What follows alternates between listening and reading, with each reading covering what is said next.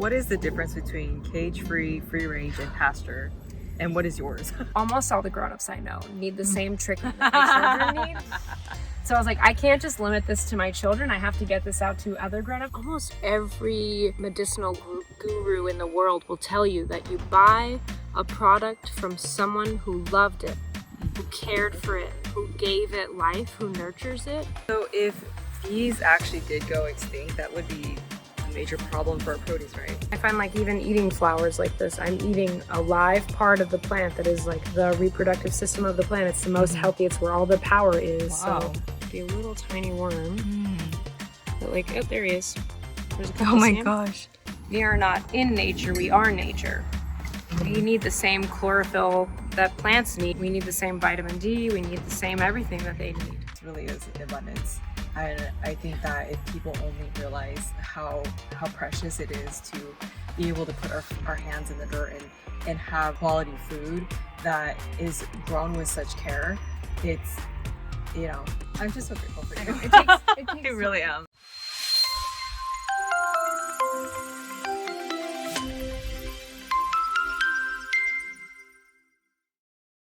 Hi, this is Dr. Jacqueline, and I am here on Dilish Farms with my friend Trish, and she is one of the owners of this beautiful farm.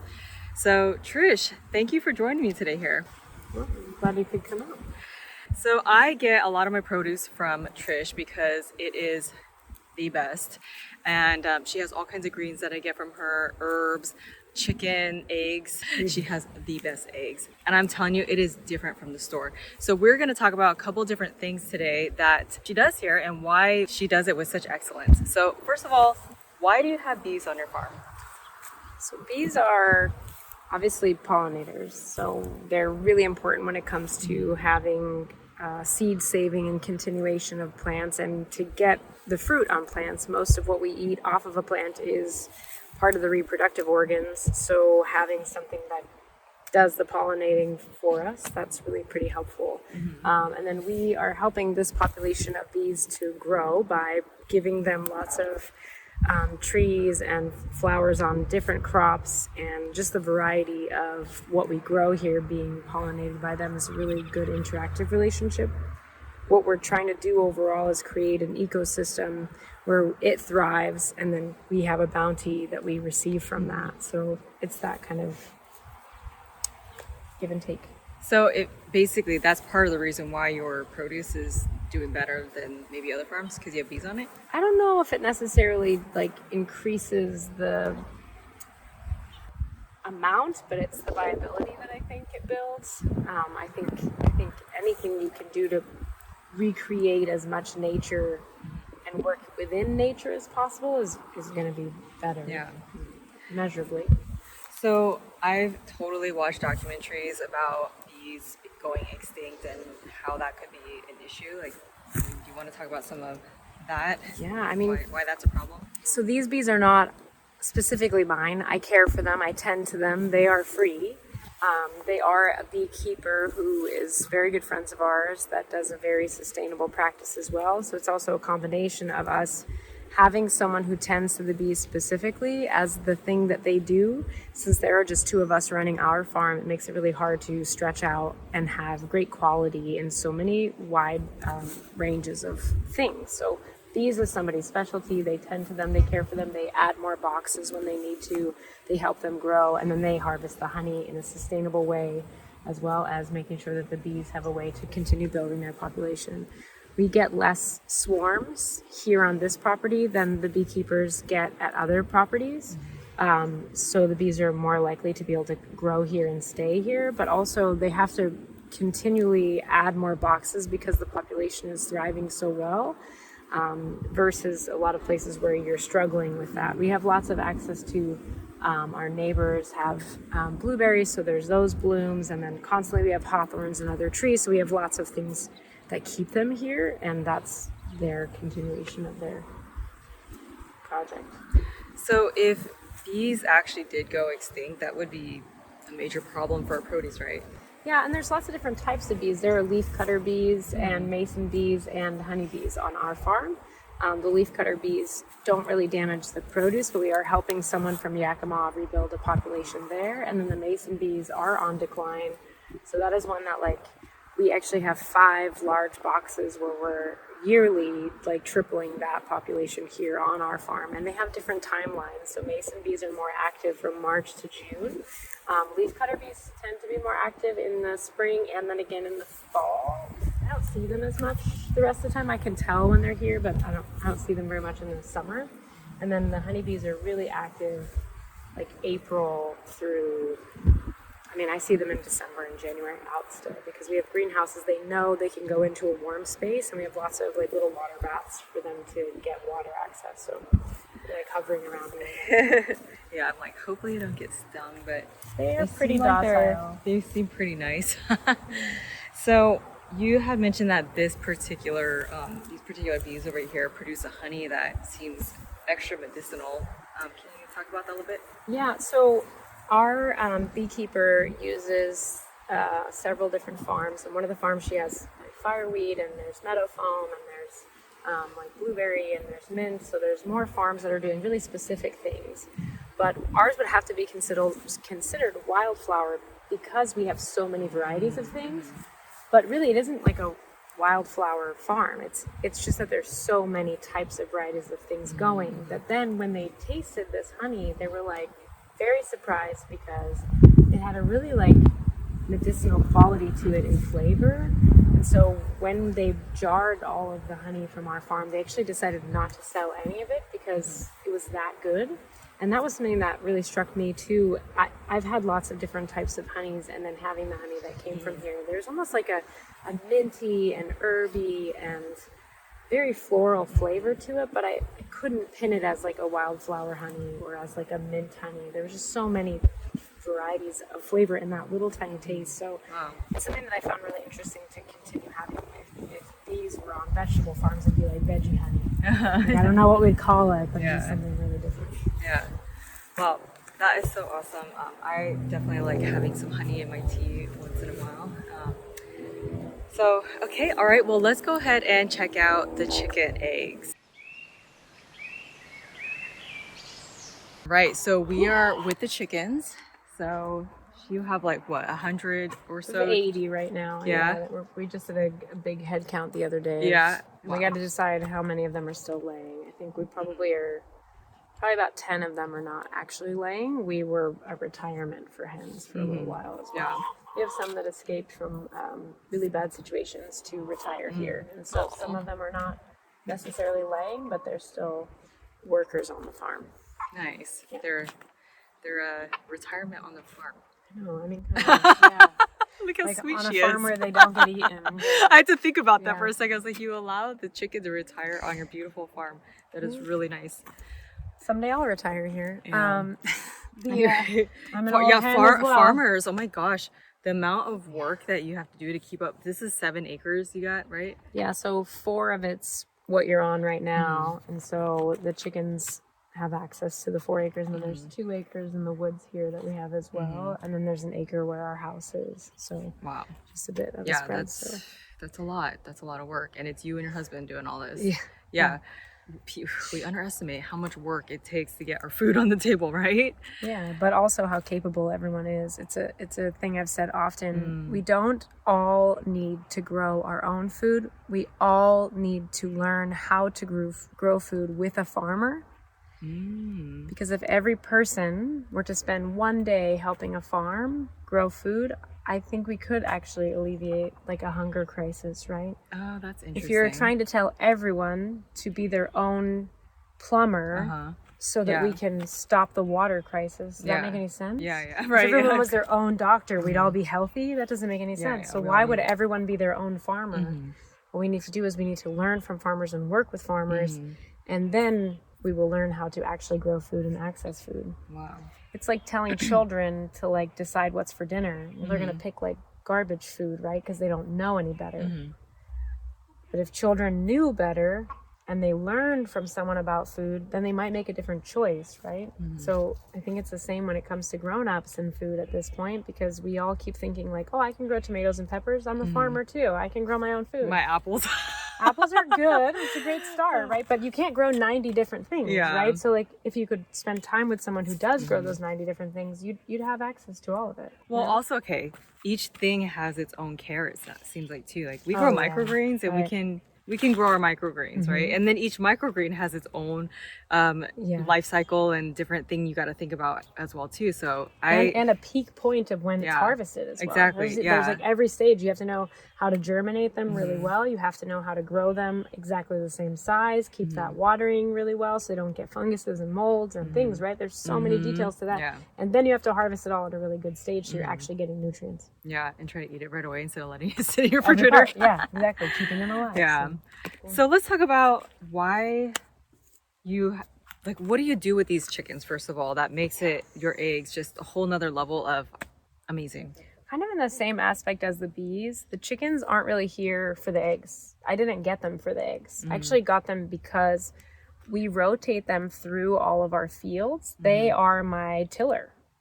So they're going to go through a field when I'm done growing it, and they have these little tractors, and that tractor is like their temporary living situation for that field. And I push them along in the tractor, and they're going to clean that bed out.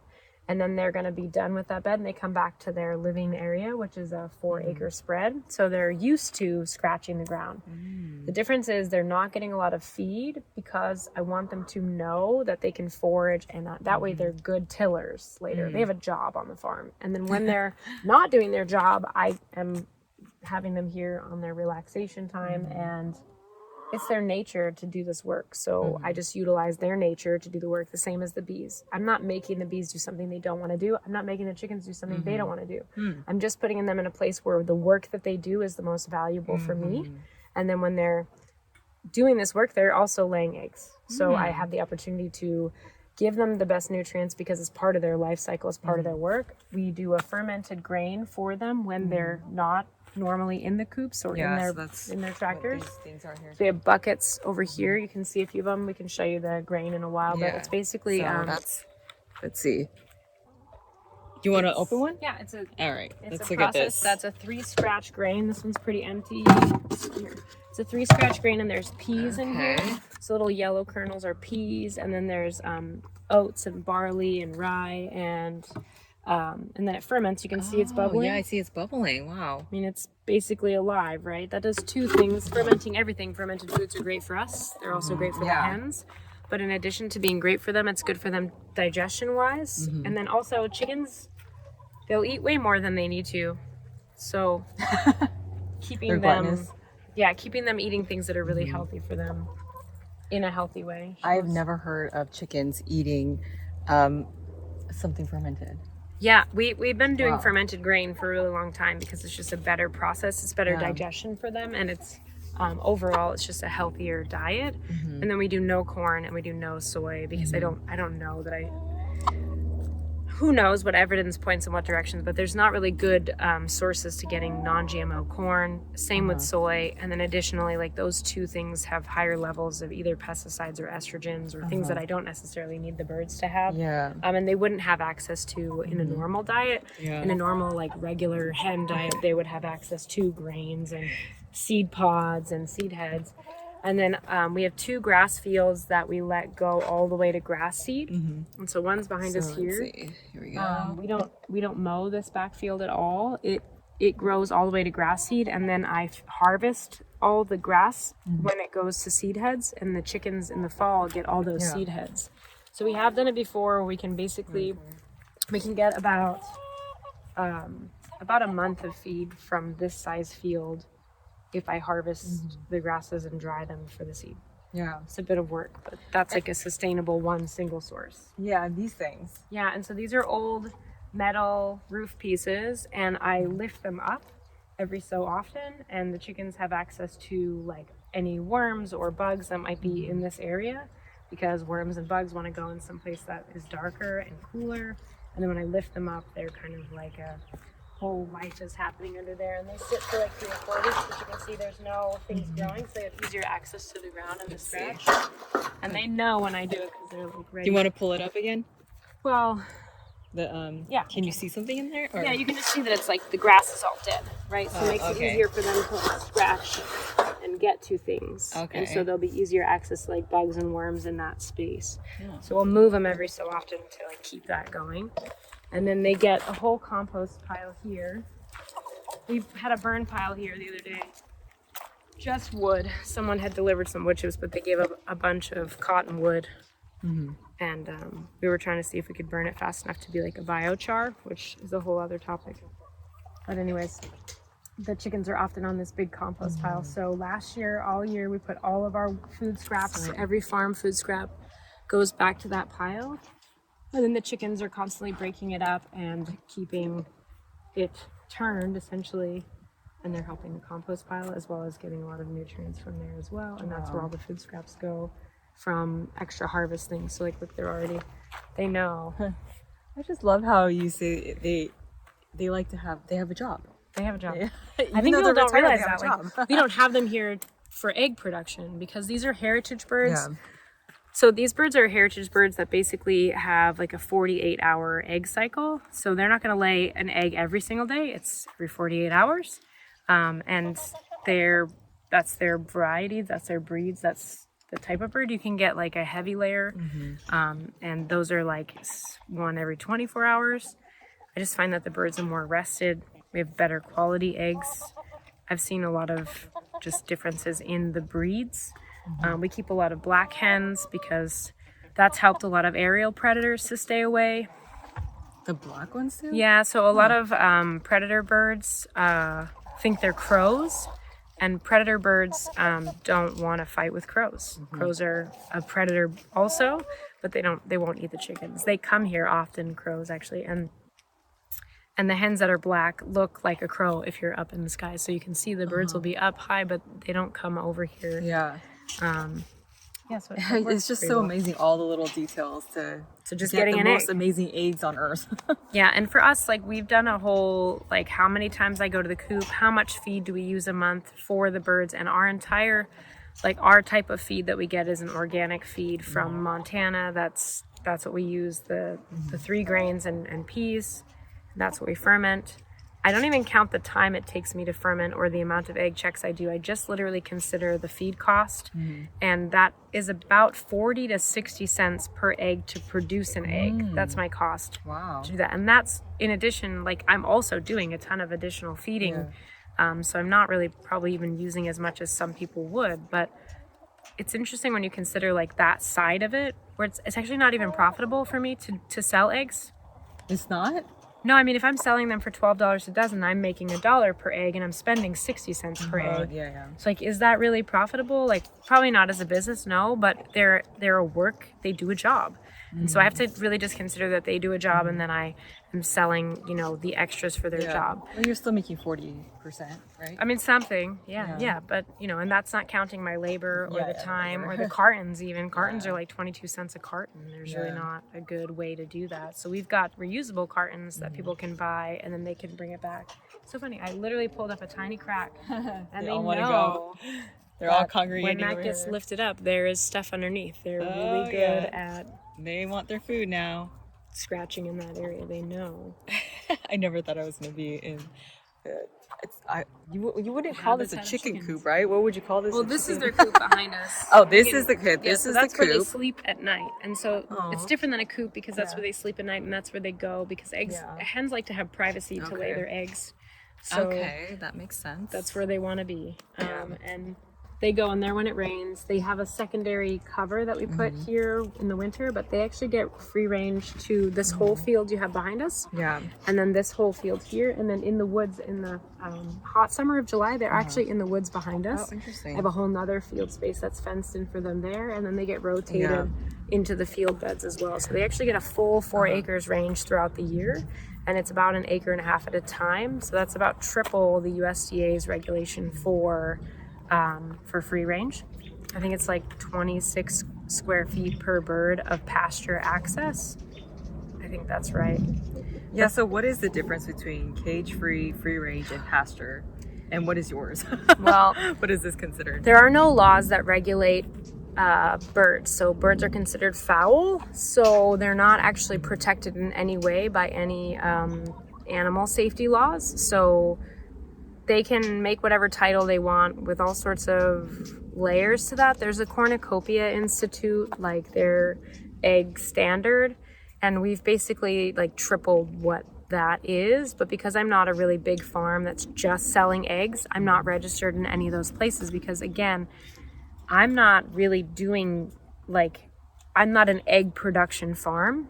Mm-hmm. I'm trying to go back to using what we've always been using, which is like having animal husbandry involved with your farm field so that you can have a rotation of things. We aren't using chicken manure as a compost or as a fertilizer. I have the hens on the bed when I'm done growing there and before I cover crop it. So it's going to help the cover crop have nutrients, and the cover crop's going to have nutrients back for what I grow there next.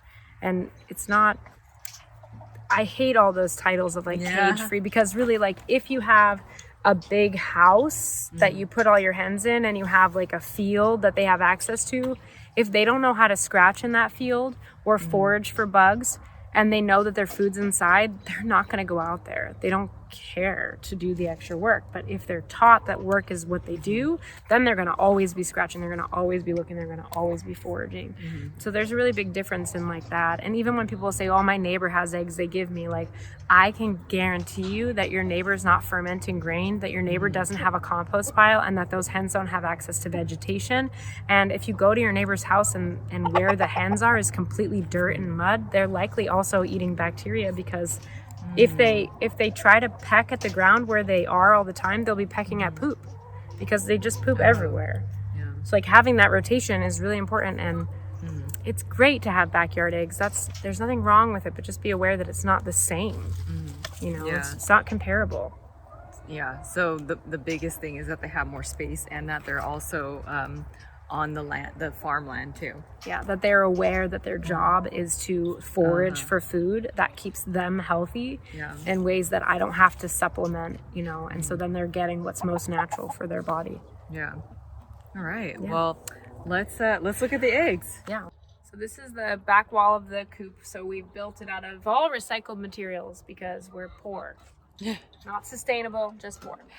Anyways, these are milk crates that we got donated to us. I sometimes have like a fake egg in there, so don't worry, they don't look that dirty. By the way, I feel like you're way more abundant than you think you are. I know, I am. I'm very abundant, but I just like joke that, like, you ever say like when you're a kid, you learn to like know who the rich kids are because they don't know how to do a lot of things. Right? Like, we know how to create a lot of stuff from nothing because I learned how to use nothing in survival mode for so long that now it's like, oh, actually we're really abundant because we know how to use everything. Well, I mean, so that's kind of have all this land, and it's so beautiful. I mean, just like, look at this. Look at what this view. Oh my gosh. like green, the mountains. I mean, that's abundance in my opinion. Yeah, so it's just a part of it. There's more. So it's all right. We check 3 times a day for eggs. So like 7 a.m. they get probably 5 to 6 a.m. they get let out in the summers, and then that's their little crate, so I can take these out and I can clean it. Yeah. And so this does 2 things for us. It makes it a lot easier and more efficient, and then I can make a deep bedding in their coop, and then I don't have to walk in their coop space because I often have my kids with me or other kids or you know, I've been pregnant several times, so I need something that makes it so we can access it on the outside. Wait, so you just put the hen in there? The bedding goes in here, and the hen has their access to their door. This is their coop that they're in. Okay. Let's see, let me just stick this in here. Yeah, so like that's their coop. They roost on these very natural posts, like it's all elm from our farm. So these are like their normal roosting posts. There's nothing like nothing non-nature in there. Yeah. Like so building structure. And then how do they get up here though? They jump up. They jump up here? Yeah, they can. Hens can actually fly. They can fly over these 6-foot fences. Oh, very interesting. Yeah, it's so crazy because we don't clip their wings. Yeah. We could clip their wings, but this is crazy. I didn't know that chickens fly. They do actually fly. They can roost really high in trees as well, so they'll like fly up to like little branches and get really high up in the trees when they're in the summer when they're in the forest. Sometimes we don't even lock them up at night because they just sleep in the forest. They'll just roost up high in the trees. Yeah, I've definitely lost some to bobcats, which is like I wrote a murder mystery about it. Oh my gosh! Because they'll just like one will be there, and then when they wake up in the morning, that one isn't next to them anymore. But like they don't know, they don't even notice that one's gone. Oh. So it's like you know, That's sad. Sharon was here last night. I wonder where she went. She's just Yeah, gone. They don't even move. about their Yeah, they life, just keep like- going. That's so Funny, sad. I wonder where she went. She probably moved on. You look like a teacher. Like these kids are following you. Oh my gosh, how sweet. It's like their seeds. What is this? So these are a traditional Japanese method of growing shiitake mushrooms on logs, and these are all ones that we cut from our additional 2-acre forest, trees that were basically dying or just like really overgrowth, and they're specific trees. These are alder. Alder is actually like invasive in Washington state. They like cut it down everywhere because it depletes the growth of the Doug firs. It outcompetes them. They can grow much faster, even in undergrowth, than a Doug fir. And since that's the tree we want to keep, that's what we get rid of is the alder. So we'd love to get more trees, but for right now we have what's on our property, and we've cut these down, and then we drill little holes and inoculate them. So you'd put like the mushroom spawn inside that hole, and then you cover it with wax to seal it from bacteria and bugs and things like that. And then you can see out here on the outside edge, this is the mushrooms growing through the log. You can tell that there's mushroom growth in there. And I've really always just been inspired by just watching mushrooms grow. I don't have a lot of time to go out and forage for mushrooms, so it's really cool to be able to grow some on our farm and have an additional thing we do. And then when these logs are done and they are finished being used for shiitake mushrooms, they'll be really well broken down, and they'll become another part of the field's compost cycle. So it'll be a full cycle use, and it's really cool to be able to use something for a product, and then when it's done, still be able to put it back in the field. So Yeah, it is just absolutely amazing how every single piece of this project that you have on this farm like goes together, from the Full chickens circle, to the bees to the logs. yeah, Wow. So the process is to inoculate them, and then we soak them. Do you want to try to Yeah, walk let's with go over that? here. Okay. So we have this is like my kids' sport and hangout area also, because it's super cool back here. So there's these 2 big bins, and that's where they soak. They go into that, and they soak for a week, and then we take them out and they get stacked. So that's the process that you're seeing there. We have to inoculate some this week. Actually, I have a whole stack to do. And then when they're growing the mushrooms, this is a set of cascara, and they didn't really do as well. I don't know if the cascara just wasn't like best for the tree, but some were okay. Some were not. Cascara? So Isn't cascara like something for your gut? I don't know, maybe. It's a mushroom? No, it's a tree. Oh, okay, yeah, Cascara maybe- sagrada. That's Okay. That's something that helps move things in your gut. Well, it doesn't like mushrooms. Oh. It didn't want the mushrooms to grow in there. So it's just decaying here, which is fine. And then once it breaks down more, we'll move it. And then this is where the logs get stood up. They get stood in like an A-frame. You can see the chickens right there. Oh, there's the chickens. So we'll stand them in an A-frame leaning on these metal bars here. And these are last year's. These are a cooler weather. So we'll stand these in a couple weeks. Do you have any that are grown already? I harvested all in March. It's like Oh. March and then again in September. Uh-huh. But these are so you can tell there's not as much mushroom growth. So these were just inoculated last year, so there's less mushroom growth. So they have like, I think it's 4 years of getting mushrooms from them. Huh. And then we'll stack these again this year in the fall against those posts. And when they're leaning, that's when they grow mushrooms. Oh, force feed okay, them. okay. So when with this Yeah. wax, it's in there? Yeah, or- the mushroom's gonna grow out of here, and you'll see a shiitake mushroom come right out of each of these spots. Oh my gosh. So every this is single one of those wild. spots is Wow. inoculated, and they'll grow a mushroom right out of it. Okay, so the whole process takes about how long? A year. Well, A year. yeah, so like in March, so February we cut the trees down. In March we cut them to size and we bring them up to the field, and then April we get mushrooms, the spawn brought here, and then the first week of May we inoculate them by drilling them with holes and then planting, basically putting them in the water. And then I think last year we actually kept some for like 3 weeks in those buckets with water. The mushrooms is like a thing I love and I'm excited to do, but Dylan really does this work. This is like a thing he really loves to do, and it's a cool addition. Well, I mean, look at this. This is just like such a gorgeous area to just hang out. I could see why he'd like to come back here and harvest mushrooms. Wow. Yeah, it's definitely fun. And there's lots of like, these are like, you know, cherries and alder. It's just been cool to learn different types of trees as well. And then we have like about a 1/4 acre of this little forest here is attached to that part, and this is where the chickens hang out in the summer too. So they help scratch it a lot more. In the spring, it's pretty overgrown. When you say scratch it, that means that they're pecking at it? Yeah, and stuff, they'll scratch with their feet, and then they peck. So they use their feet to like dig everything up, and then they peck at the ground to try to get something from the space that they cleaned. Yeah. And so that helps a lot of like lower overgrowth to be depleted, but probably this forest area should get like a prescribed burn to help get rid of some of this overgrowth. But there's a lot of native crops in between, so it's a hard thing to decide on for sure, like what kind of forest management is the most appropriate and best for the fields. But you can see here, I'll show you, like see this little cluster of these trees that have this kind of white patchiness on them? Those are all alder. And see how quickly they'll grow these really skinny shoots that really just aren't healthy for the forest itself, and they're really going to outbeat and outcompete with like 1 or 2 of these trees, right? And so we'll probably cut like these longer ones down. It'll be like a next year tree we'll use, but every year we do about 50 logs.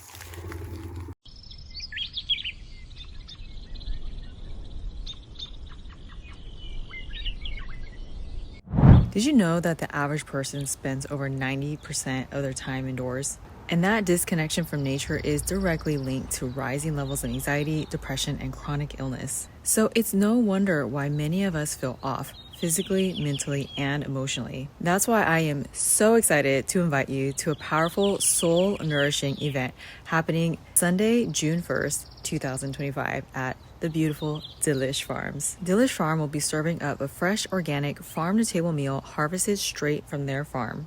This food is bursting with life force, real food that connects us to the earth, to ourselves, and to each other. I will also be facilitating a biofield tuning session to help realign your energy, release, and bring your nervous system into harmony with nature. When we gather in a healthy, conscious community, when we eat clean, vibrant food from the land, and when we tune our bodies to the natural rhythms of earth, healing happens. This is your invitation to come back into alignment with your body, with your heart, and with your purpose. So join us, bring a friend, and let's get in tune with nature and together. Spots are limited, so make sure you save yours now. I can't wait to see you there.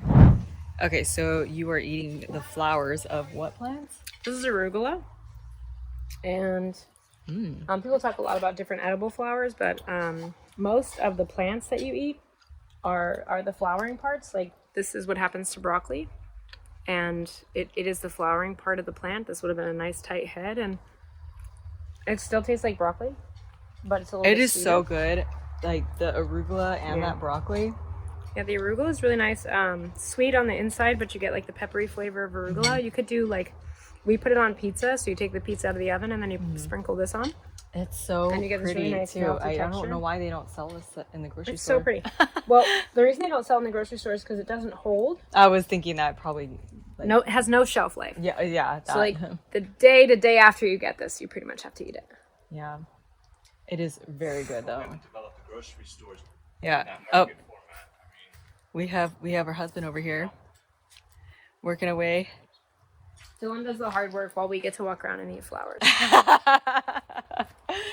Oh my gosh. I've heard people say this often, that like food is no longer spiritualistic, it's ritualistic now. You eat 3 times a day. It's a pattern, it's a habit, it's a ritual. You're eating things that aren't necessarily good for you. You're eating things that aren't going to kill you, but they're not going to give you anything. And so if we go back to eating food for our spirit, for our soul, you're going to nourish your body at the same time. But when you're eating like for a ritual, you're also going to have to ritualistically see someone to help you care for yourself, because you're not feeding your spirit as well. Wow, that's interesting. I think it's interesting. Yeah.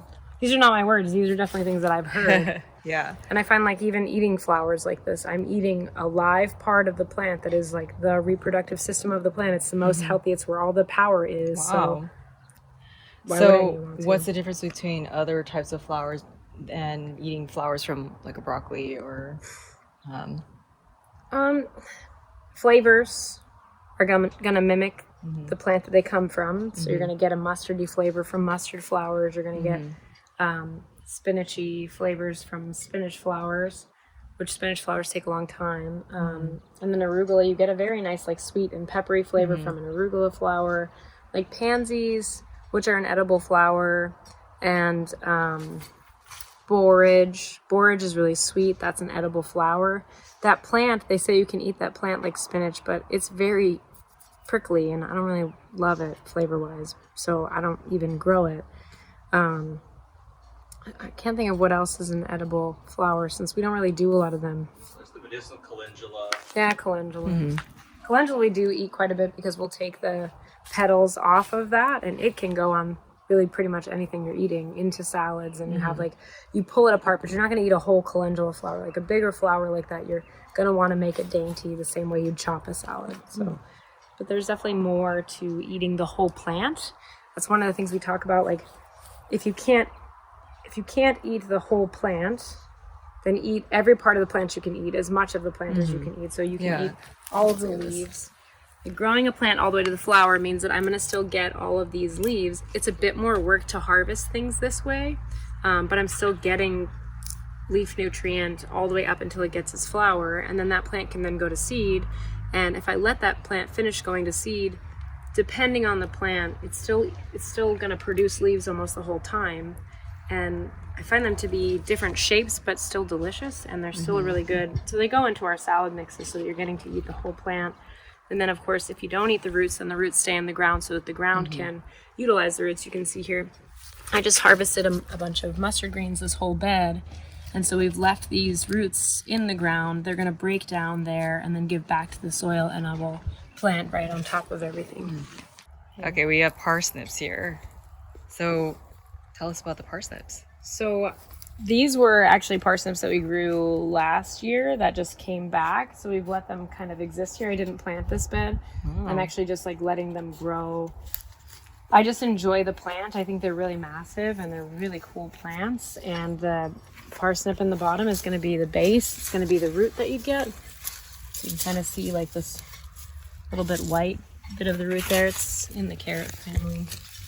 Yeah, I love parsnips. And I just find it to be a really cool, like, overall, just the plant is just something, I mean, you don't get to see this part when you buy it at the store or when you get a parsnip, but it's really cool just to watch it grow. You don't eat this part, right? I don't know that you can't, but I don't know how you would.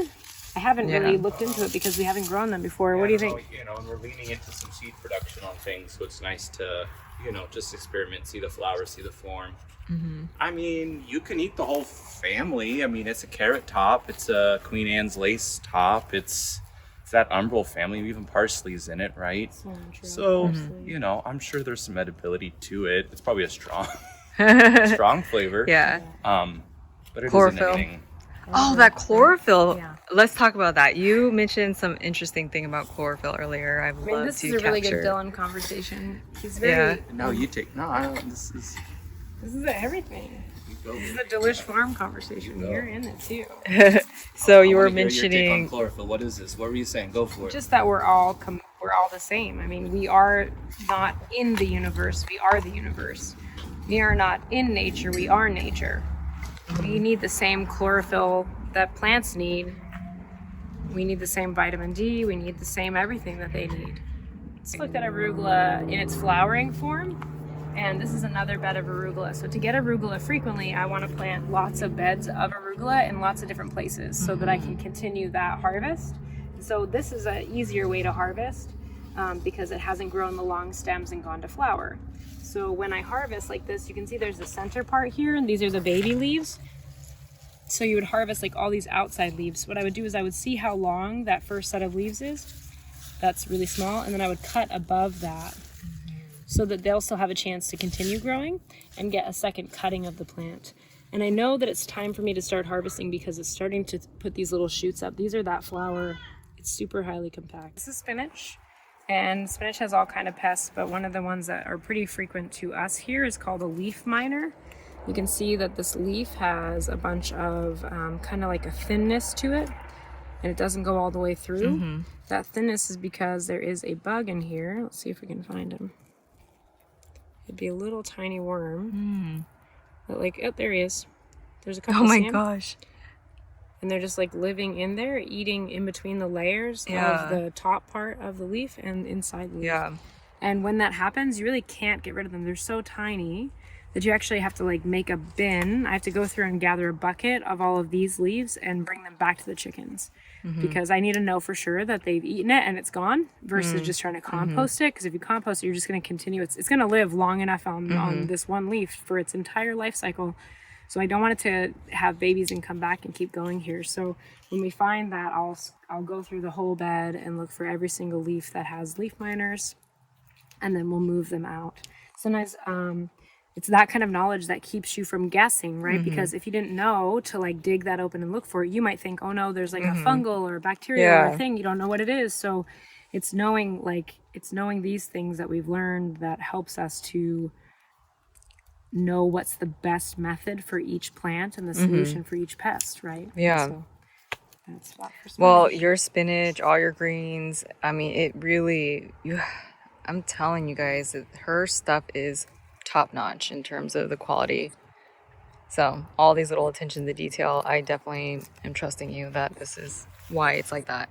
We are in the garlic here, and I am just being reminded about how I used to do all these garlic cleanses. It was a liver cleanse, and you had to eat a bunch of garlic and lemon juice and I don't even know, olive oil, something like that. And I used to work for a dentist. It was pretty offensive in the office, but it is so good for your liver, and I highly recommend that you eat lots of garlic. It's really good at detoxifying your liver. From a growing garlic perspective, you have to rotate this crop pretty heavily because there are fungal bacteria that can attack it pretty easily. And once it gets a fungal bacteria, it's in your soil. So you actually can't get rid of it after that. So from a farm perspective, it's something that you have to give a lot of care to. It gets planted in October, right before Halloween is when we plant it. And then it has to have like several frost. The plant itself needs that. And then we don't even harvest it until July. So every year I rotate it almost completely opposite ends of the farm so that we can continue to grow it. But it takes a lot of field space and time. So I imagine anything that spends a really long time in the soil tends to be something that's really medicinal. Wow. Oh, it's pulling up all that. I mean, those that's nutrients and all that my stuff from the earth, probably. For sure. Those good vibrations. Yeah. What is this? These are vegetable roots. So almost all over our farm, you'll find roots still left in the ground because they will break down and decay in the soil. And that way all of the fibers go back and insects can bore in them. And so we don't take them out of the fields. We leave them in the beds. And then when they, after a while, they come out. But like you can see, I have like that. That's a big sunflower one right there. Let's see. Oh, I see it. And so that sunflower roots Let's just see. Okay, from this last one right year. here. And that's its decaying. Okay. That's its corpse, I suppose. Yep. But it's a good place for insects and other really tiny microscopic. Since we're here right now, why do you think that it is necessary for people to eat on farms versus just getting stuff from the grocery store? Because you told me that the other day. Yeah.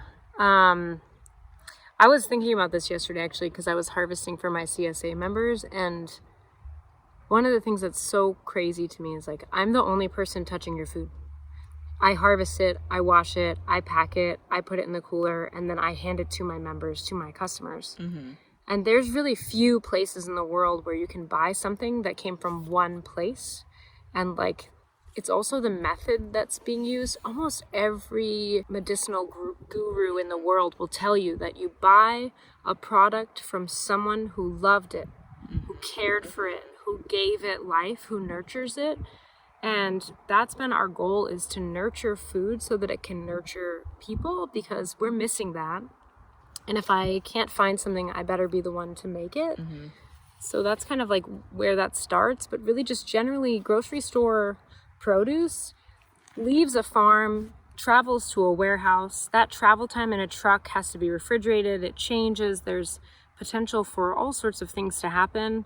There's nothing wrong with it, but it's not there to give you nutrients. It's there for them to make money. If you haven't met the person you buy something from, or do a product with somebody, then what? How can you know their intention? Yeah. And their intention is in the food they grow. And then if you're gonna put that intention that they grew in your body, like, you don't know what kind of manure did they use, or what kind of fertilizers, what kind of pest treatments, what kind of year they were having, how much compost did they use. There's so much that goes into the soil that thing lives in until you get it. There's no way you can know all of that when you're looking at items from 100 different produce vendors all in one place. And when you buy something from a farm, you're getting something where you can literally ask me every single question about that item, when I planted it, all the way to every single thing I did before I harvested it and when I harvested it. And usually you're getting like a day to 2 day from harvest. There's no way something comes from a farm to a grocery store in 2 days. Yeah. You're getting a fresher quality product that you get to get the nutrients back. When you eat something that's 4 weeks old, because that's how long it took to get from a farm to a place, where are the nutrients, in 4 to 5 days? When you put something in your fridge in 5 days, it looks depleted, right? So like, they have to do stuff. They put them in ethanol chambers, which is a natural-ish gas that puts the nutrients, or not nutrients, puts energy back into the plant so it doesn't look like it's dying. That's a really interesting way to manipulate something so that you, the purchaser, thinks that you're buying like a healthy something. And that's not to say for everything in the grocery store either. Because I know some other farms that are local and small and sell to grocery stores, and they go directly to the grocery store. So it's still important to know who you're supporting at that grocery store. Yeah. Well, and then also, even if you get organic food, I just learned about the water that they spray on the food to keep it fresh, and it has chloramine in it. Yeah, I'm sure there's a lot more of that happening. My mom works in a warehouse, and she's always worked in a grocery store warehouse, and I've always known that like in those warehouses, most of the produce goes into chambers where they basically get pumped with ethanol to make them fresh again so that it can go to the grocery stores. I mean, that's just common practice. It is so crazy. Like, I could totally tell a difference between eating greens from your farm versus getting them at the store. It is different. And even if it's organic, I still get organic if I get it from the store. And it's completely different when you get it from your farm. Well, there's lots of layers to that too. Like, a lot of what I'm growing is going to be something that grows in my climate. It's a Northwest native item. We don't have a mono field. We have lots of different fields growing a plethora of things. We're trying to grow a large enough quantity to give a big realm of nutrients into the soil and out from the soil, and a give and take is happening there. And in addition to that, it's about equality for us. I'm never going to be so large that I can't touch every single plant every single day. And that makes a difference in how it grows. Yeah. I'm so hungry. And these little lamb's quarters are a super nutrient packed treat if you want to have some. A lot of times. Wow. They're so delicious, right? I'm eating it straight from the earth. This is great. This is the freshest that you can eat it. My kids, when they were little, used to walk around the field just carrying this and sorrel, which sorrel you can't eat too much of, but it's just that you can see that the roots were healthy, it's still alive, and then you're eating something that still has life. Okay, wait, what is this again? It's called lamb's quarter. It's I have never heard of a lamb's quarter. That's crazy. It's sometimes called Aztec spinach, or there's a bunch of different varieties that are similar and have been cultivated all over the world, but it's a very old and ancient food. And it's obvious that it would be ancient because it thrives everywhere. I want to touch on the like emotion, energy part of it, because my audience likes that kind of stuff. I like that And I just love how you're so aware of that care in your produce, and how you raise everything, and how it actually really does make a difference on our food. And I was just telling her a story about, I have these apple trees in my backyard, and for some reason they had this fungus type of thing growing on it, and this year I don't know, maybe it just wasn't the roots weren't deep enough or something. I don't know. Or maybe I am not a farmer. Let's just say that. But so for whatever reason, the last couple of years, it has all this fruit and there's this fungus on it. This year, the trees are starting to grow. They kind of look nice. And I go outside and I think I'm going to pull up my tuning forks and I'm going to tune the one plant that doesn't look good. And not even joking, I brought my tuning fork to that plant, and you could just feel all the stuck energy all around it. And then I go to my other plants and I start bringing the tuning fork around there, and there might have been some stuck energy, but it was not like that one that had all the fungus already on it. Wow. Yeah, it's crazy. So energy, I mean, we're in an electromagnetic bubble. Everything makes a difference. The way that someone grows their food, the hands that touch it, what you just said. My husband told me too, just like before we reconnected, he's like, Jacqueline, I don't even want to buy any produce from the market anymore. You don't know who's touched it. Like, even when you go out to eat, he's like, you don't know who's touched your food. And it's like all of these different layers of how different people's vibrations and energy could be affecting your food. Yeah. But even from the beginning of time when it's grown, how that could also be affecting your food. I mean, and the time of day something is harvested, and the time of day that you buy it. Because if you're buying stuff at the market at 3 p.m., it's also been sitting out all day at the market. If you're shopping first thing in the morning, you're getting that freshest harvest that's like just come out of my cooler as early as possible. Or if you get it directly from a farm, you're walking into the cooler, it's never left, it's always there, and you're ready to get it right away. Or even just like the way that people weed. I'm constantly singing to all of my plants because I'm a singer. Aww. And I feel like they enjoy the energy of that. Oh as my well God, as that that vibration. I can tell. Beautiful. If I haven't sung in a field in a while, I know it. It's silly, but I know it. That is, well, I mean, you're talking to the energy audience here. It is true.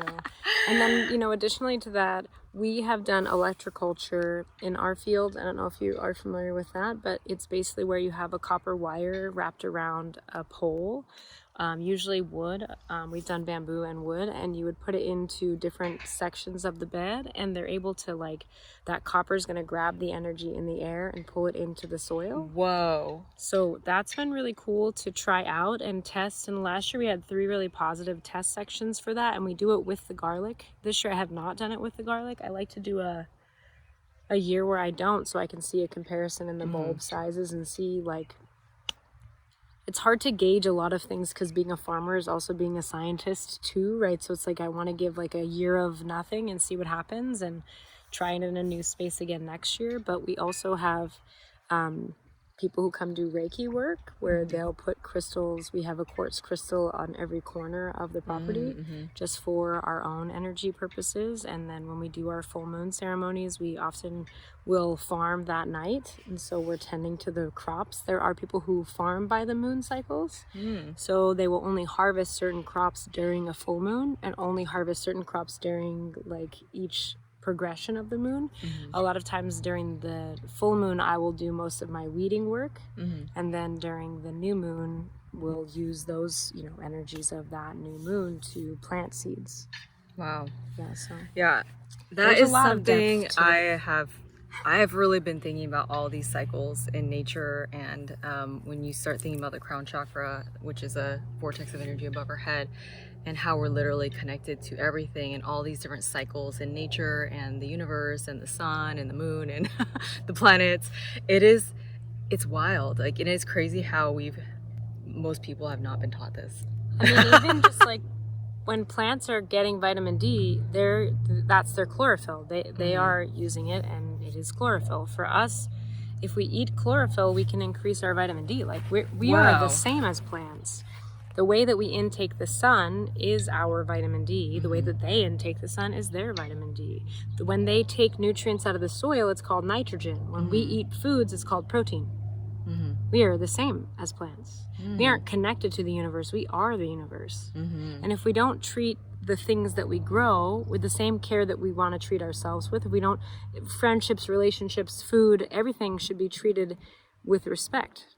And that's a hard thing to find when you're doing a business for profit versus for care. If you go to a doctor who doesn't care about you and they're just trying to make money off as many clients as they can, you can tell. And the same happens when you eat food from a place where you know that person is growing it because there's energy there. And I'm trying to get you the energy in the way that is best for your body. Yeah. I'm doing the extra work because it's important to me, and you get that energy because Yeah. it's so important to me that I want everyone to have it, right? Yeah. And I can tell, like, there are definitely people who it's life-changing eating food from a place. You've said it so many times. Yeah. And that's the thing that keeps me going. When I know that I'm able to change someone's life without having to do it as a medicine, just as your daily routine of eating well, you eat 3 times a day. Yeah. Let's make them count. Let's make it the right stuff. Yeah. Let's do it with the best intentions, you know? Yeah. Well, and your greens, I mean, I've been making some eggs, like I'll stir fry your eggs with or just fry or do something with your eggs with, and then I'll put the greens with it and your garlic and your fresh herbs that you dry, and she does all the drying, even like I want to say natural. I mean, she's not using a dehydrator. That's what I mean. You go into a big greenhouse with racks in the greenhouse, and then we have a shade cloth over the greenhouse, so it's dark in there, but it's also really hot, and so it dehydrates everything. And I say really hot, it's like 90 something, so it's still lower than a dehydrator, which is better because you want low and slow for the temperature of dehydrating to get the best nutrient density in those greens.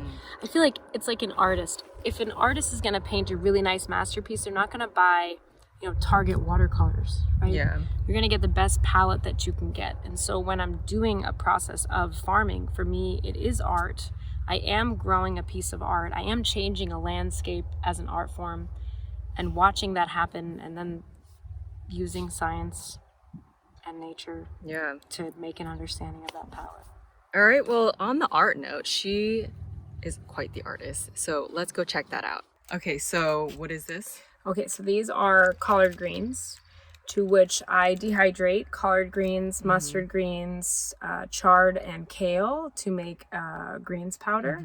And I do this because, like, there's nothing wrong with the leaf, but if I bring a leaf that has like a few small holes in it to the market, people are not really interested in buying it, but there's still nutrients in it. So I will slow dehydrate it below 90 degrees, and then I will turn it into a bag of greens. And so once it gets into a bag like that, then I know that I do about 5 bags like this before I start the process, because this will fill these containers. I can get about 4 containers out of what's in here right now, because once it gets in the bag, you have to crush it down to get it to a powder. And once it gets into a powder, then people will be able to get it. You see how it's like already starting to be a powder at the bottom. So this is all like happening without any machinery, and it's all happening in a greenhouse that I have where it all dehydrates, and then it goes into these bags waiting to be made into something. Okay, so and then what do you do with this greens powder? So greens powder is going to be like, this one's low oxalates, and it's going to help get you greens in a sneaky way. So I have a lot of kids, and for me it was a great way to get into their eggs, into egg salad, into an to like roasted vegetables. We'll saute and we'll roast or saute anything you're finished cooking, and then you'll like use it as your seasoning almost, and then you just toss it with that. So it made it really easy way to hide a lot of nutrients. Like smoothies are great, like liquid and powder, kind of incorporating all of that is great, but I wanted to do it all the time. Like, can I put it in my tomato sauce when they have spaghetti? When they want to have pizza, can I really heavily put it in the pizza sauce so that we're not eating just bread with sauce? Yeah. And so can we kind of like really trick it in there? And I realized when I was doing this that like almost all the grown-ups I know need the same tricking that my children need. So I was like, I can't just limit this to my children. I have to get this out to other grown-ups who either A, have kids that they need to help eat better, or other adults who are like, I don't want to eat greens. I don't like the taste of greens. You're not going to get, it's not the same as getting like a grass powder or like a protein powder where you're getting like this like heavily induced flavor. You're getting like a really lovely aromatic green. You can actually like really tell, and it almost is like a seasoning. I don't know if you've ever smelled it at the farm, but oh my god, that like, smells so good. It really does smell delicious. Wow. And it's a really amazing flavor as well. And so I share this a lot for people that like, it's surprising how good the greens can taste when they're added to stuff, and it amplifies other things, as well as doing it low and slow and not too hot. I'm not cooking the nutrients out. I'm not depleting them. And then if you're adding it on after something is already cooked, you're also not depleting the nutrients. You're continuing to increase them. There are certain things like spinach and some bok choys and tatsoys that when you cook them, you're actually increasing the way the chlorophyll spreads throughout the plant. So when you cook them, you're actually increasing the way that you can intake those nutrients. So they're not great in a powder. But again, I'm not doing it to like try to pull a fast one. I'm not just taking tons of greens and making a powder. I'm picking really specific greens where the nutrients stay and where they can stay, whether they're cold or whether they're cooked. So, yeah. yeah. Well, I love that whole idea of trying to sneak your greens into your kids' foods and and your adult food too that needs some extra boost. I know not all adults like vegetables either. Yeah, it's definitely a thing where they might say they like vegetables, but what they like is carrots and broccoli and peas, right? Like those are like the staple vegetables for a lot of people, where there's like, you're getting a lot more nutrients out of broccoli greens than you are out of broccoli. And you're getting a lot more nutrients out of like pea shoots than you are out of peas. And you're eating a lot of greens generally also is just like helping fiber intake and all sorts of other nutrients that your body can easily access. The same way that we ferment foods, and we ferment specific foods because that helps to bring the nutrients out of that specific food. Yeah. Well, when I studied at Hippocrates Health Institute, they were all about the green juice. Yeah, all about the green juice. So they would just do like fresh greens and they would do fresh. Well, they wouldn't smoothie it. They would just fresh press it. And they're like, "What's the best green juice?" And it's the one that you'll drink. Is what they thought. Because otherwise, if you're not going to consume it, then you're not going to get your greens. But the idea is it's kind of like a blood transfusion, because the molecule looks just like our blood, except the center molecule of it is magnesium versus in blood it's iron. So it literally is like a blood transfusion when you drink a green juice. That's really like what I was saying earlier. It's like we are the same as nature. We need exactly the same things, which is why it's easy to say we can do a transfusion and be replaced in that same way. We can replace our red blood with some green blood and help kind of reset our bodies. It's so fun. It's very cleansing. Chlorophyll is, and greens are very cleansing for the body. I think in the functional medicine space, like people have gotten a lot of concern about the oxalates, and I just think that all these diet things go so extreme sometimes that it's like you really have to start using your intuition to understand, how to eat as well, because it's easy to get sucked into like, let's all do carnivore, let's take out all our greens, when it's like, okay, let's get back to nature. Like, this is why we're doing this video, because we need to get back to nature to really be healthy. So let's talk about what else is going on in here. This is so beautiful. Like, she is so artistic. Thanks. This is my, it was originally going to be a farm store, but I realized that I really needed also a workspace. And so I had to decide how I would set up a farm store that gave me a workspace. And this was the plan. So I have shelves in here where I had some products going, but then I decided I really loved the way that it felt to have the hanging flowers, to dry things in here. When I have lavender, I can fill this entire ceiling with lavender, and then this room just becomes a really lovely space to hang out. It's so beautiful. Like, look at this ceiling. Wow. Yeah. And right now it's just a lot of like overwinter things, and I'm about to have a spring cleaning wreath making event on the farm where people can come out, and actually we're going to take everything off the ceiling and you can make whatever you want on your wreath, and I'll show you how to incorporate all the things. But I really enjoyed kind of gathering all of the different flowers that I grow on the farm and then adding them to the wreaths. So I grow what you saw earlier. These are all the Chinese wisteria rounds that I have hanging. I make them in a bunch of different sizes. I even have these little tiny ones. These little tiny ones are green. They're Chinese hydrangeas, and they make a green branch that stays green the whole time. And I just really love having like these greens with like pinks and purples, and I just add a really fun color set. And so then everything on the farm is getting used, and then I do a lot of little creative things. This is let's look at that. Wow. It's a little broken because I dropped it. This mushroom came off, but it's a walking vine, and this is a 25-year-old grapevine that I added a bunch of really cool things to it, including like a paper wasp nest, and it had some bees on it. But do you have any of your wreaths in here? Oh my goodness, I don't think I have any in here. We'll have to go. Oh, what about this? These are ones that I'm gonna change and repair. Like I love these green ones, but if I have it at the market with me for a couple of weeks and it doesn't go anywhere, I know that it either needs something else, or it might need like an additional piece or some different colors. And so then I'll change them, because I do this because I enjoy making the wreaths. And so if I'm looking at a wreath at the market booth and I'm like, this one's boring to me, I'm gonna change it. Then I take it back and I change it, and I gather everything. I grow everything on my wreaths. So I grow all the flowers, all the moss comes from the farm. There are different pieces of the farm everywhere that I choose to use, and then I turn them into something cool. And then we grow mullein because we have medicinal mullein. And so the mullein, of course, most mullein plants are going to be medicinal on the leaves, which are here. You can kind of see these little spots here would all be the leaves. And the leaves are usually hanging in here. I actually have some right here. Right there. Some mullein is so good. Mullein or mullein, however you want to say it. I've never heard of someone call it mullein, but there's like a nature guy I follow that kind of calls it that. But this is British.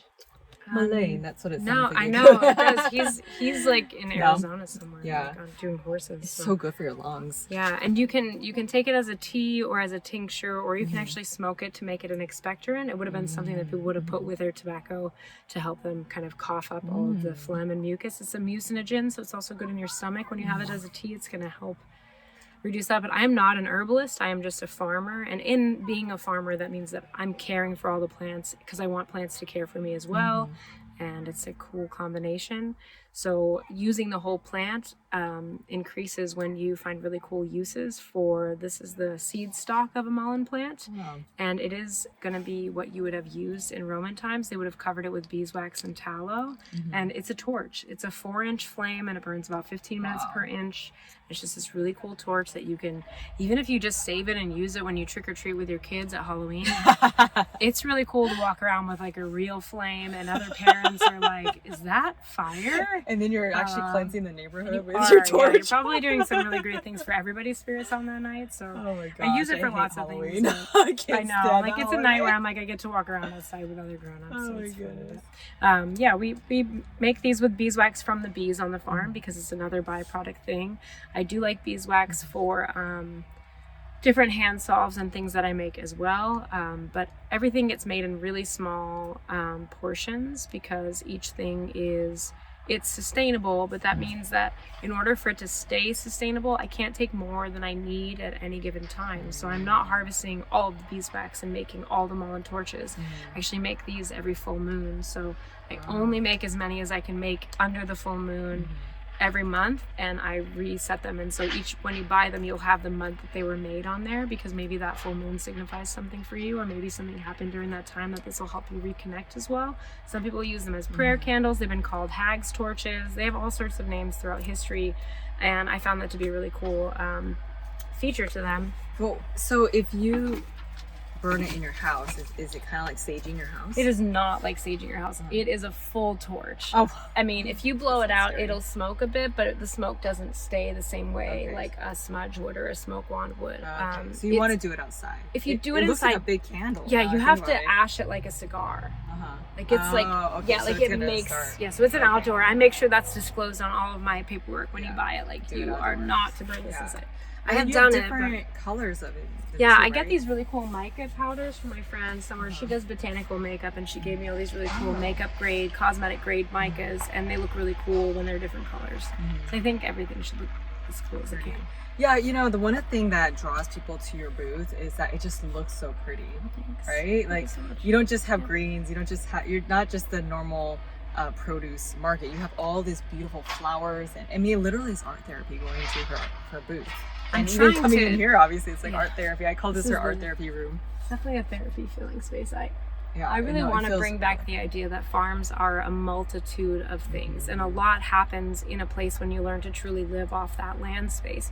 I can't sell white sage because I don't grow white sage, but I can sell mugwort and yarrow and things that are native here that will do those same things. So I think for me, generally, the whole booth kind of morphed into something where I felt like I wanted to be more than a place where you found nutrition. I wanted to be a place where you found community. And then you realize like, oh my gosh, I needed all of these little tiny things too. I'm missing them. We're so detached from all the things that we can do that we all need them. This is walnut ink. This is my walnut ink. And what do you do with walnut ink? You can paint with it.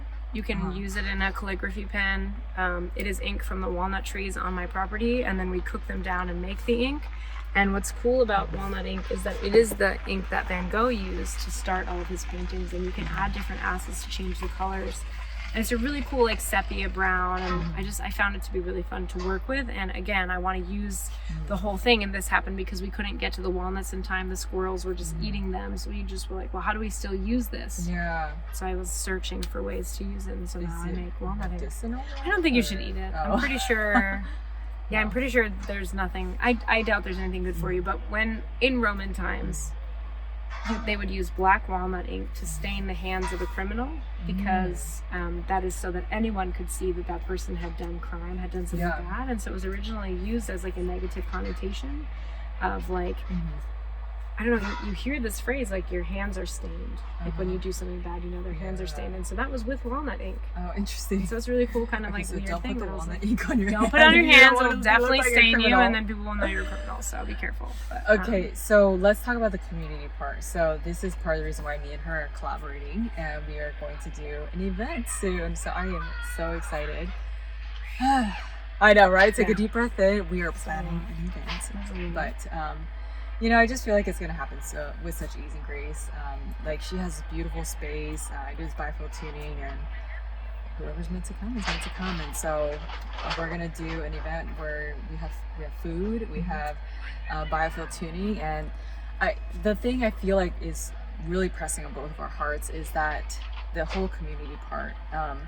Obviously, we've seen this whole beautiful tour of her farm and what to eat and how we should grow our food. But a big part of even nourishing our body is having that community around us. And when you can eat with joy and happiness and excitement, and your food is also going to digest very well too, and you're going to absorb more of your nutrients. And I just feel, and I know on you too, right? Like we're lacking that in our society. Everyone's on their phone. We're just separated. So that's what we're trying to do here. We're trying to bring that community element back in. What do you want to say about that? No, I think all of those things have been happening in this direction. I feel like even when we first started farming, it was like, man, I really wish I could show people this. It would change everyone's mind. And then there were people who were like, not everyone's your customer. And I was just like, I'm not looking for customers. I'm looking for community. I want to help people learn. I want to help people grow. I want to help people know everything I know, because we get such a short amount of time on this planet. Why would I not share everything I know so that everyone can live as well as we can all together? And it was just like the hardest thing to keep being told, like, well, you're just a farm. You're just a farm. Just be a farm. And I just felt like farms are the base of everything. It's how you learn to be an engineer, a scientist, a bioengineer, a soil specialist, a food specialist, a chef. You learn so much just being at a farm, and then you can learn about your own energy in that place. And there are so many studies where they say if you just put your hands in the soil, you're getting like nutrients and energy in that. And I'll tell you, there hasn't been a time where I haven't truly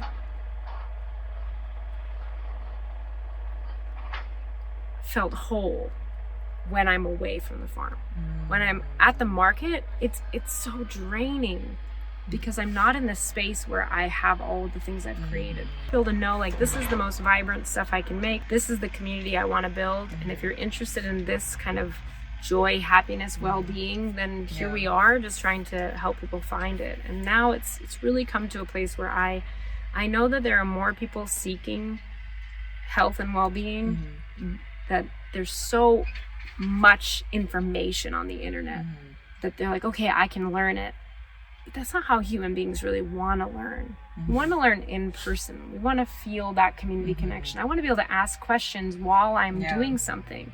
And these videos are really hard because we can't ask questions. Like, I love watching your videos, and then I was like, okay, I have to ask her when I see her. What does this mean? Right? Yeah, you can put it in the comments, but that in-person connection is bigger. It's not the same. It's great, but it's not the same. And we want to bridge that gap where we can have that in-person connection and feel that person's energy in person and say, oh, okay, this biotuning would work better for you because I can feel this energy on you right now. That doesn't happen online, you know? It's, you know, there is definitely so much that can happen online, but there is something about touching and hugging and being, I believe our microbiome really is happy when we're in good community, like have good friends, good conversations, you know, cheers, and have a good meal together. So I am with you on all that. And I just love how you're making this whole farm like a wellness center. Little by little. I mean, Yeah. pharmacy, right? Yeah, that's what this should be, the pharmacy. Essentially, yeah. You come in, you have art therapy. Yeah. But yeah, pharmacy has definitely been taken over by the dark side, I have to say. Yeah, well, we're going to take it back. We're going to rename it, reclaim it, and we're going to grow in our own direction. Yeah. And it's one of the things that we've had to learn a lot when we've started. We're starting something that should be so simple, and it's so complex.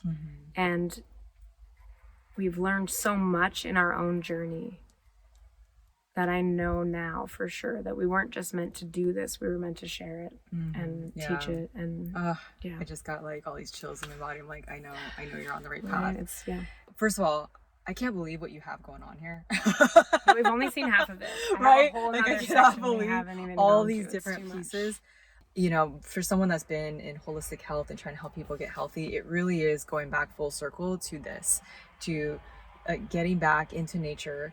I can't tell you how much better I feel when I even just come in your farm. I'm like, I can breathe again. I'm not even that far from you. I know. But just being from my, I live in, I want to call it like a track home area where there's all these homes and stuff, versus being out in this nature where there's all these trees. And I mean, literally, this really is abundance. And I think that if people only realize how precious it is to be able to put our hands in the dirt and have quality food that is grown with such care, it's, I'm just so grateful for you. I know. It takes I really time, am. for sure. It takes time for people to find what they truly need. And I think we're all full and inundated with so much information that we're like, okay, this is the path I need to take. This is the current diet. Okay, I have to go to the gym. Okay, I have to. And we're like so pressured by society to fit into that mold. And I think there are more people who are starting to realize, like, well, you can do all of that in one place. Yeah. You can work out at a farm. You can learn at a farm. You can have spiritual healing at a farm. You can get biotuning at a farm. You can connect with earth and yourself. And that's all at one place. I don't know another place you can go and do all of that other than a farm. Yeah. Or even just like, I guess we say wellness center because farm seems like it's really been taken into a different direction as well. Like, I don't have rows of crops, right? We have lots of different things growing. So I feel like every nook and cranny of your home, I'm like, there's herb. There's some herb growing over here. there's- Oh, there's one right here too. There's all these random places. I mean, there's literally like life everywhere on this farm. It's amazing. Sometimes it's hard to keep some of the life at bay. Like grasses take over, and so I've turned them into brooms. And we just, whatever it is, you just have to learn how to use what's around you. I think that's important too. So where can people find you in all the events that you're having? The farmers market, the just new things that are going to happen in the future? Yeah, well, we're at the downtown farmers market every Saturday. Except for July and August, we'll kind of be spotty because we're going to try to have a lot of our events in July and August and have some time with our kids. Because in addition to this farm we're growing, we have 5 children as well. So we keep everybody busy, and we have to make sure that we get as much time with them as we can because they're only little for so long. So our website's really great, and getting on our website and joining our newsletter. I promise that the newsletter isn't full of AI chatting conversations. These are words coming from me to you about what we're doing next, and almost everything on there is either about produce, about what we have available, and about what events we're going to uphold. And so there's a little bit of something in there for everybody, for sure. And that's a nice way. Visiting me on Saturday is great too. I love to hug everybody and say hello and get them lots of food that they need to grow. So. Okay, and Saturday. So for people watching this in all these random places, where are you? So sorry, Saturday, I'm so local to my own little tiny bubble, but Saturdays we are downtown Vancouver at the Esther Short Farmers Market. And then I'll try to do some Wednesday markets in Camas. If you're around, if you're on our newsletter, then you'll have all the dates of everything we're up to. So that will be a helpful way to find us. But you can come to the farm every Thursday, which is in East Vancouver. And we have a fully open store on Thursdays for people to shop. And you can even pre-order online everything you want to eat and then show up, and it'll be in a tote with your name on it, and you just unpack it and go home. So it makes it pretty easy. And then we'll have our events. We'll see what dates those will end up being. Yeah, well, I'll post more about the events that we'll do together too in the show notes below. And then you also do farm tours here too, right? Oh yeah, so we do, it's on our website that you can book a farm tour where you get about an hour and a half to 2 hours of walking around and asking questions and tasting random greens from the earth and talking about different things that grow here. And also like, so you'll have bees, chickens, mushrooms, all the things that we've discussed today to get to talk about. Here's one of the kids. One of the little ones. All right, well, I just so appreciate you guys joining us today. This has just been such a treat, huh? Just share in the comments what you got from this video, and let's just thank our lovely guests here too. Thank you so much, Trish, for taking the time out of your day to do this and share your wealth of knowledge and just share how important it is to really get back to the earth and have that much level of care in your food, in your eggs, in your art therapy, and just the whole ecosystem. Like that's what I feel like is here. You have this whole ecosystem just going together and working together. So I just thank you so much again for taking the time to do this, and I just pray your farm's completely blessed beyond all measure. It's really great. Thank you so much. Yeah, it's been lovely to walk around. I have a light now. It's been lovely to share. It's definitely a thing where I spend a lot of time doing it, and it's really great when someone can remind me how special it is. So come out and visit. Yeah. All right. Thank you guys again for joining us, and take care. God bless, and we'll see you in the next video.